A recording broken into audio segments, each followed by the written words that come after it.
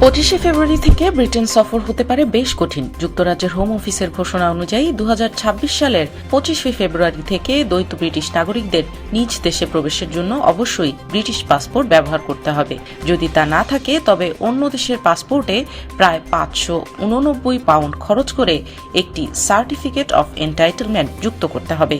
এই নিয়ম না মানলে বিমান, ফেরি বা আন্তর্জাতিক ট্রেনে বোর্ডিং করতে দেয়া হবে না বলে জানিয়েছে হোম অফিস। ব্রিটিশ দৈনিক দ্য গার্ডিয়ানের প্রতিবেদনে উঠে এসেছে এমন তথ্য।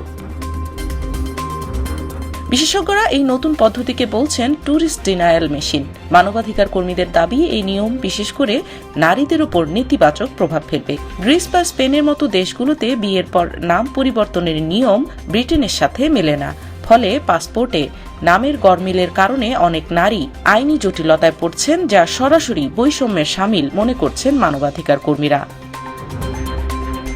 পাশাপাশি বিদেশে জন্ম নেয়া শিশুদের নিয়েও দুশ্চিন্তায় আছেন অভিভাবকেরা। প্রতিটি শিশুর জন্য এই বিপুল পরিমাণ টাকা দিয়ে সার্টিফিকেট সংগ্রহ করা একটি বড় আর্থিক বোঝা হয়ে দাঁড়িয়েছে। অনেক প্রবাসী মনে করছেন এই আমলাতান্ত্রিক ঝামেলা এড়াতে তারা ব্রিটিশ নাগরিকত্বই ছেড়ে দেবেন।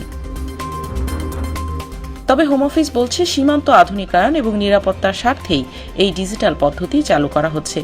কিন্তু ব্রিটিশ দ্বৈত নাগরিকদের দাবি এই নিয়ম কার্যকর করার আগে যেন তাদের পর্যাপ্ত সময় এবং সহযোগিতা দেয়া হয়। পরিচয় আর অধিকারের লড়াইয়ে ব্রিটিশ প্রবাসীরা এখন অনিশ্চিত এক ভবিষ্যতের মুখে পড়েছেন বলছেন মানবাধিকার কর্মীরা। Politika news, London.